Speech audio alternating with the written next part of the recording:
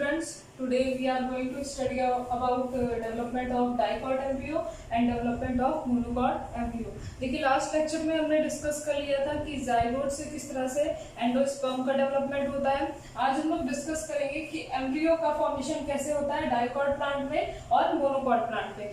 अगर आपको दिया जाए कि डाइकॉट प्लांट कौन सा है, मोनोकॉट प्लांट कौन सा है, तो किस तरह से आप रिकॉग्नाइज करेंगे। देखिए मोनोकॉट और डाइकॉट के बारे में अगर बताया आपको तो मोनोकॉट की जो लीफ होती है, कुछ प्लांट की लीफ आपने देखा होगा कैसी होती है, उसके जो अंदर वेन्स होते हैं, ठीक है, प्लांट्स की जो लीफ होती है अंदर जो वेन्स होते हैं इस तरह से पैरेलली अरेंज्ड होते हैं, ठीक है। जब वो पैरेलली वेन्स अरेंज होते हैं तो वो क्या होता है, मोनोकॉट प्लांट होता है, ठीक है। और अगर कोई भी प्लांट है और उसकी लीव्स के अंदर जो वेन्स प्रेजेंट है वो ब्रांच में अरेंज है तो वो क्या होती है, डाइकॉट लीफ होती है या फिर डाइकॉट प्लांट होता है। तो ये सबसे सिंपल तरीका है किसी भी मोनोकॉट और डाइकॉट प्लांट को रिकॉग्नाइज करने के लिए। क्या है, अगर मोनोकॉट है तो उसकी लीव्स के अंदर जो वेन्स होगा वो पैरेलली अरेंज होगा और जो डाइकॉट होता है उसकी जो लीफ है उसके अंदर जो वेन्स होता है वो ब्रांच में अरेंज होगा। अब आइए हम डिस्कस करते हैं कि किस तरह से डाइकॉट और मोनोकॉट एम्ब्रियो का फॉर्मेशन होता है। तो सबसे पहले हम लोग डिस्कस करेंगे किसके बारे में, डेवलपमेंट ऑफ डाइकॉट एम्ब्रियो के बारे में। तो यहाँ पे मैंने डायग्राम बना दिया है और डायग्राम से ही आपको समझ में आएगा, इसलिए ध्यान से देखिएगा। तो देखिए यहाँ पे सबसे पहले क्या होता है, जाइगोट का फॉर्मेशन होता है। जाइगोट का फॉर्मेशन कैसे हुआ, जब मेल और फीमेल गैमेट का फ्यूजन होता है, एग का और जो मेल गैमेट थे उनका फ्यूजन होता है तो यहाँ पे बनता है डिप्लॉयड जाइगोट, ठीक।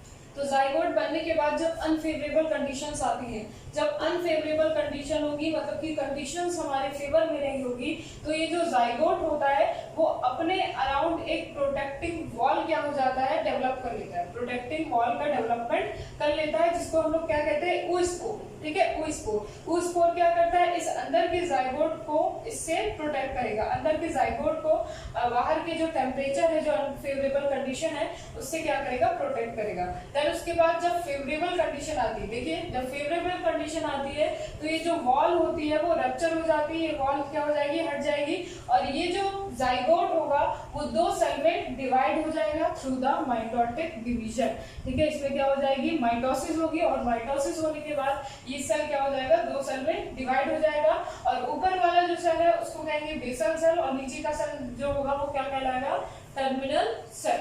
नेक्स्ट इसके बाद आइए यहाँ पे, अब देखिए जो बेसल सेल है वो डिवाइड करता है ट्रांसवर्सली। बेसल सेल क्या करेगा, ट्रांसवर्सली डिवाइड करेगा और जो टर्मिनल सेल होता है वो वर्टिकली डिवाइड करेगा। समझ में आ रहा है ना, ये देखिए यहाँ पे बेसल सेल क्या करेगा, ये ट्रांसवर्सली इस तरह से डिवाइड करेगा और जो टर्मिनल सेल है वो वर्टिकली इस तरह से डिवाइड करेगा। तो यहाँ पे देखिए, आइए यहाँ पे अब ये बेसल सेल देखिए डिवाइड हुआ ट्रांसवर्सली और डिवाइड होने के बाद क्या बनाता है, ये 7 to 10 सस्पेंसर सेल का फॉर्मेशन कर लेता है। नेक्स्ट इसके बाद अगर टर्मिनल सेल की बात करें तो ये टर्मिनल सेल मैंने बताया वर्टिकली डिवाइड होगा और वर्टिकली डिवाइड होके पहले क्या करता है, दो सेल में डिवाइड होता है जिसको हम लोग 2 सेल प्रो एम्ब्रियो कहेंगे। नेक्स्ट इसके बाद देखिए यहाँ पे ध्यान दीजिएगा, जो सस्पेंसर सेल है इसका जो सबसे ऊपर वाला सेल होगा, ठीक है, सबसे ऊपर वाला जो सेल होगा वो बहुत ही इनलार्ज हो जाता है, ठीक है, इनलार्ज हो जाएगा और इनलार्ज होने के बाद इसे हम कहेंगे हॉस्टोरिया, ठीक है, हॉस्टोरिया कहेंगे और बाकी जो सस्पेंसर सेल है एज इट इज वैसा ही रहेगा।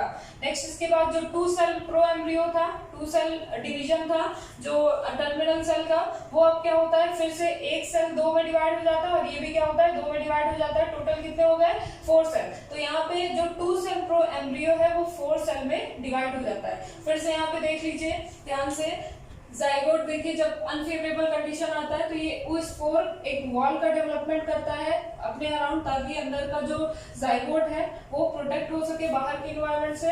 देन उसके बाद जब फेवरेबल कंडीशंस आएगी, जब फेवरेबल कंडीशंस आती है तो ये जाइगोट क्या करेगा, 2 सेल में डिवाइड हो जाएगा थ्रू द माइटोटिकली। ऊपर वाला जो सेल होगा उसको बेसल सेल कहेंगे और नीचे वाले सेल को क्या कहेंगे, टर्मिनल सेल। नेक्स्ट इसके बाद जो बेसल सेल होता है वो ट्रांसवर्सली डिवाइड होता है और जो टर्मिनल सेल होता है वो वर्टिकली डिवाइड होगा। बेसल सेल बनाता है सस्पेंसर सेल जो कि 7 to 10 सेल में डिवाइड हो जाएगा और जो टर्मिनल सेल होता है वो वर्टिकली डिवाइड होगा जो कि 8 सेल में डिवाइड हो जाएगा और 8 सेल में डिवाइड होने के बाद इसी से क्या होता है, एम्ब्रियो का फॉर्मेशन होता है। तो यहाँ तक हमने डिस्कस कर लिया था। अब देखिए 2 सेल प्रो एम्ब्रियो है। अब प्रो एम्ब्रियो क्या होता है, फिर से डिवाइड होता है और बनाता है क्या, 4 सेल स्टेज, जिसको हम लोग क्या कहते हैं, हाइपोफाइसिस। और ये हो गया हॉस्टोरिया। मैंने बताया जो सस्पेंसर सेल का सबसे अपर मोस्ट सेल है वो थोड़ा सा एनलार्ज हो जाता है और एनलार्ज होकर बनाएगा हॉस्टोरिया। नेक्स्ट इसके बाद आइए यहाँ पे ध्यान दीजिएगा। अभी हमें इससे कोई मतलब नहीं है। अभी नीचे वाला जो 4 सेल स्टेज है, मतलब कि हमारा जो टर्मिनल सेल है, इस पे ध्यान दीजिएगा। टर्मिनल सेल 2 सेल से 4 सेल आया, 4 सेल से क्या होगा, कितना सेल होगा, 4 सेल से 8 सेल होगा। हर एक सेल क्या होगा, 2 सेल में डिवाइड होगा। आप लोगों को पता है हर एक सेल 2 सेल में डिवाइड होगा और डिवाइड होकर कितना बनाएगा, 8 सेल स्टेज। और ये ऊपर वाला क्या है, ये बेसल सेल है और ये नीचे क्या है, 8 सेल स्टेज है, जो कि क्या है, टर्मिनल सेल है। नेक्स्ट इसके बाद देखिए 4 से 8 सेल स्टेज में आता है।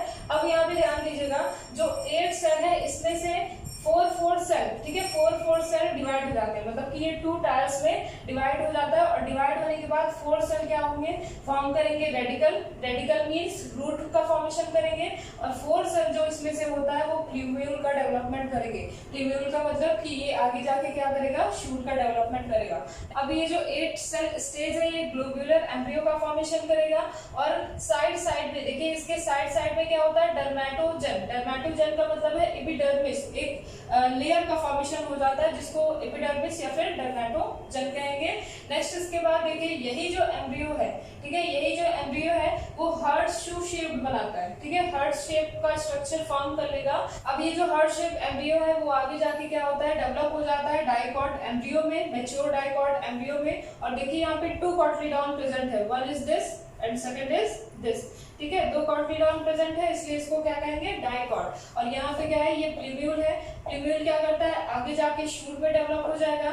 ये आपका रेडिकल है। रेडिकल क्या होता है, रूट में डेवलप हो जाता है, R for radical and R for root. और ये क्या है, पूरा का पूरा एम्ब्रियो है। यहाँ पे देखिए सस्पेंसर सेल है, बेसल सेल से सस्पेंसर सेल बना था, ये सस्पेंसर सेल है और ये क्या प्रेजेंट है, हॉस्टोरिया। तो इस तरह से क्या होता है, पूरा का पूरा जो डाइकॉट एम्ब्रियो है वो जाइगोट से क्या होता है, फॉर्म होगा। नेक्स्ट इसके बाद हम लोग डिस्कस करेंगे मोनोकॉट एम्ब्रियो के बारे में। मोनोकॉट एम्ब्रियो में क्या है, मोनोकॉट एम्ब्रियो जिसमें क्या होता है, एक ही कॉटिलीडॉन प्रेजेंट होता है। तो आइए देखते हैं इसमें।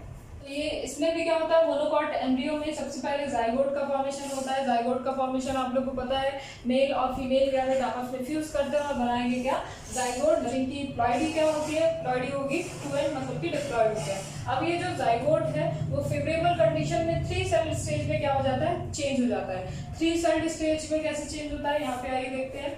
ये जो जाइगोट है पहले सबसे पहले क्या करता है, 2 सेल में डेवलप हो जाएगा, 2 सेल में डिवाइड हो जाएगा। डिवाइड कैसे होगा, माइटोसिस करके। माइटोसिस करके ये 2 सेल में डिवाइड हो गया। अब देखिए इसमें से जो एक सेल होता है, दोनों सेल नहीं, दोनों में से कोई एक सेल जो होता है वो फिर से डिवाइड करेगा 2 सेल में, और डिवाइड होके कितना हो गया यहाँ पे, 3 सेल स्टेज, ठीक है। तो इस तरह से क्या होता है, 3 सेल स्टेज इसमें डेवलप हो जाती है। अब देखिए जो 3 सेल स्टेज है इसमें सबसे ऊपर वाला अपर पोर्शन जो होता है, अपर वाला जो पार्ट होगा उसको कहेंगे टर्मिनल सेल। नेक्स्ट इसके बाद जो मिडिल पोर्शन होता है इसको मिडिल सेल कहेंगे। और सबसे नीचे क्या होता है, बेस जो होता है, बेसल सेल। यहाँ पे आपने अपोजिट देखा था, ठीक है, जो डाइकॉट एम्ब्रियो था, जो बेसल सेल था वो क्या था, सबसे अपर था, और टर्मिनल सेल क्या था, नीचे था। तो वो हो सकता है जैसे कि आपने ओव्यूल में देखा था, ओव्यूल में जो माइक्रोपाइलर एंड होता है और जो चलाजल एंड होता है वो अपोजिट साइड हो सकता है। जो माइक्रोपाइलर एंड होता है जरूरी नहीं कि वो हमेशा नीचे ही रहेगा, वो ऊपर अपर साइड में भी आ सकता है। तो इनकी पोजीशन क्या होती है, चेंज होती रहती है।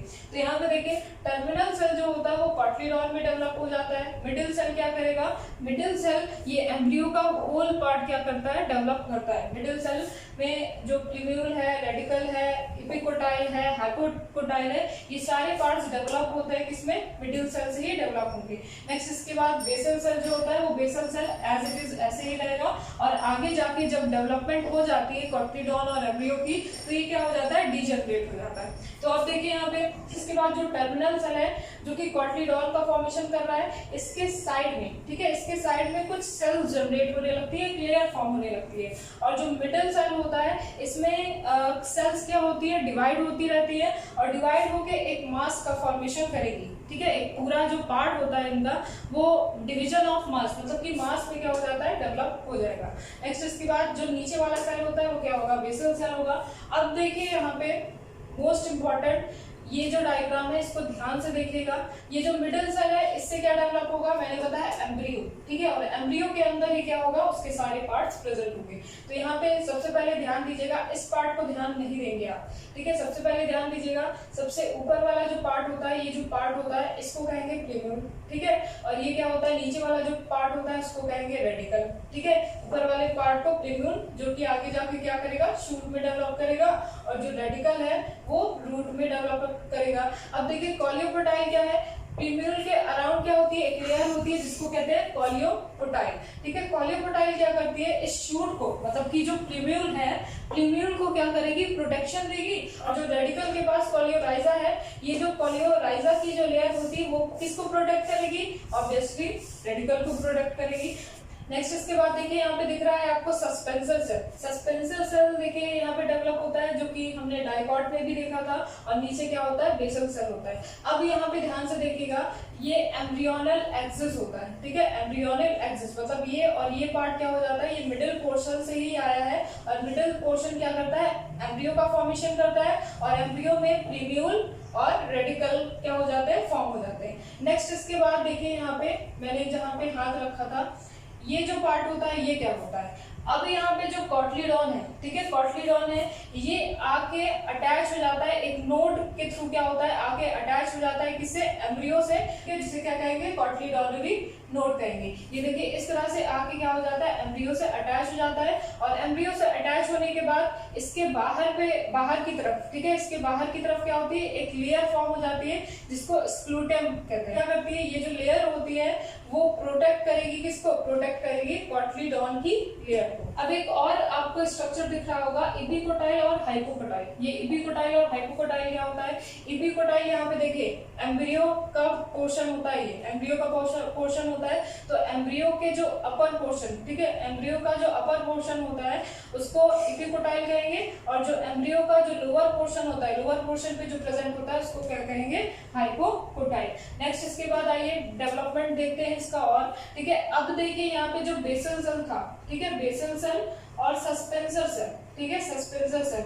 अब नेक्स्ट स्टेप में क्या होता है, बेसल सेल और सस्पेंसर सेल क्या हो जाते हैं, डीजनरेट हो जाते हैं, मतलब कि डिग्रेड हो जाएंगे, डीजनरेट हो जाते हैं, और डीजनरेट होने के बाद यहाँ पे सिर्फ बचता है कॉटलीडॉन और यहाँ पे एम्ब्रियो, जिसमें क्या होती है, प्लीम्यूल और रेडिकल होता है। प्लीम्यूल शूट में डेवलप करेगा और रेडिकल क्या होगा, रूट में डेवलप करेगा, और कुछ इस तरह से क्या होता है, मोनोकॉट एम्ब्रियो का फॉर्मेशन हो जाता है। यहाँ पे एक बार और देखिएगा, ये क्या है, एंडोस्पर्म है, देन उसके बाद ये है स्टार्च। मैंने एंडोस्पर्म के डेवलपमेंट में आपको बताया था, ये स्टार्च है, एंडोस्पर्म का जो न्यूक्लियस होता है, जो सेल होता है, वो स्टार्च के फॉर्म में फूड को स्टोर करेगा, और ये प्रेजेंट है कॉटलीडॉन, और ये क्या है, पूरा का पूरा आपका एम्ब्रियो। तो यहाँ पे देखिए न्यूट्रिशन कैसे इसको प्रोवाइड हो रहा है, न्यूट्रिशन प्रोवाइड होता है, ये जो स्टार्च है, ठीक है, ये जो स्टार्च है, सबसे पहले ये जो स्टार्च होता है वो कॉटलीडॉन में आता है, और कॉटलीडॉन में आने के बाद क्या होता है, ये एम्ब्रियो को दिया जाता है, ठीक है। इसीलिए कॉटलीडॉन को कहा जाता है कि ये सीड के अंदर एक लीफ लाइक, ठीक है, लीफ लाइक स्ट्रक्चर होता है